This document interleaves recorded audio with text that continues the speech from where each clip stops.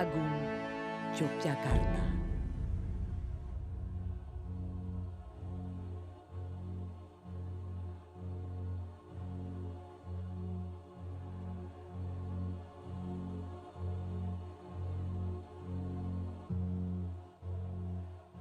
Bung sedang sakit. Sebaiknya Bung pulang dan beristirahat dahulu. Tidak, Pak Presiden. Saya harus berjuang. Negara membutuhkan saya justru pada masa-masa sekarang. Jenderal Sudirman meminta Kapten Cokro Pranolo untuk mengantar istri dan anak-anaknya ke dalam benteng keraton.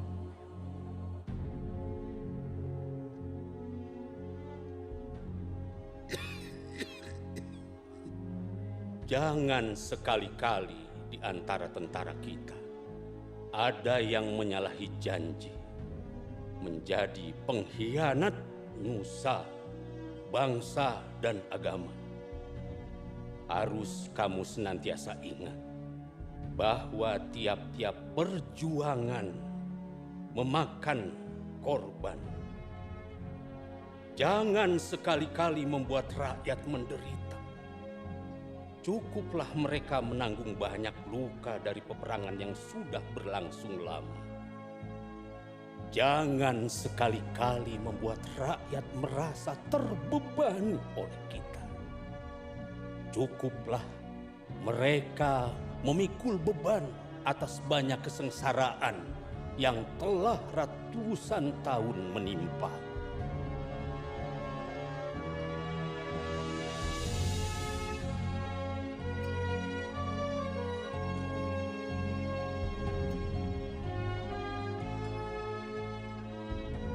Jenderal Sudirman memutuskan untuk bergerilya melawan Belanda, dan pasukan Belanda pun berusaha menangkap Jenderal Sudirman, hidup atau mati.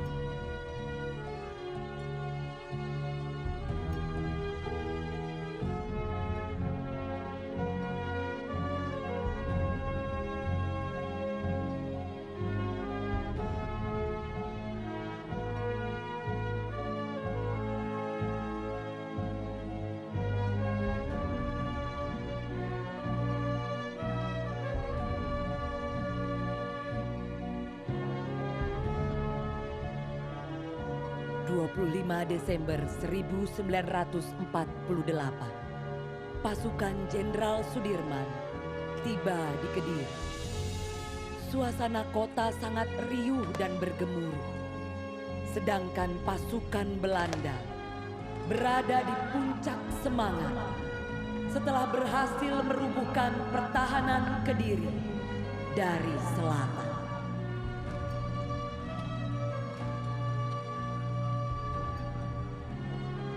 Jenderal Sudirman sangat ahli dalam strategi mengecoh lawan. Berkali-kali pasukan Belanda menyerang markas Jenderal Sudirman, namun gagal menangkap sang jenderal. Lalu pada suatu saat di daerah Karangnongko, untuk menghindari kepungan Belanda, Suparjo menyuruh Letnan Heru Keiser yang perawakannya mirip dengan Jenderal Sudirman untuk menyamar dengan mengenakan mantel hijau yang selalu dipakai beliau.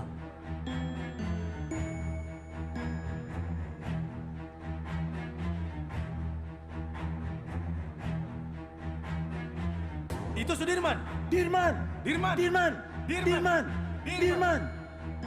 Belanda pun menyerang dengan menerjunkan pasukan untuk menangkap Jenderal Sudirman yang ternyata palsu.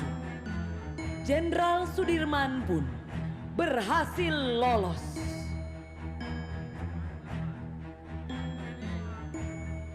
Jenderal Sudirman dan pasukan telah sampai di daerah Sedayu. Jenderal, kita dikepung Belanda. Kita tidak bisa kemana-mana. Tenang, mari kita semua berzikir. Jenderal Sudirman dan pasukannya memakai sarung melantunkan zikir.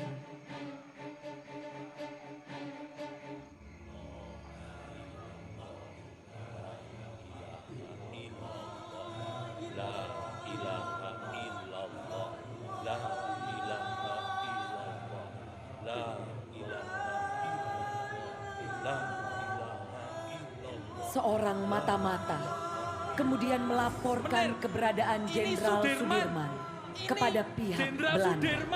Nei, itu bukan Sudirman. Hutverdom.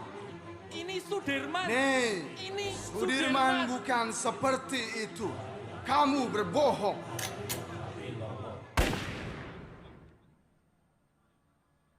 Pak Yai, saya penasaran. Apa jimat Pak Yai? Belanda sudah mengepung, tapi kok Pak Yai tenang saja? Kamu ingin tahu? Saya punya 3 jimat. Jimat yang pertama, saya tidak pernah lepas dari bersuci. Jadi kalau batal wudhu, kamu bawa kendi saya berwudhu. Itu jimat yang pertama. Jimat yang kedua, saya selalu sholat tepat waktu.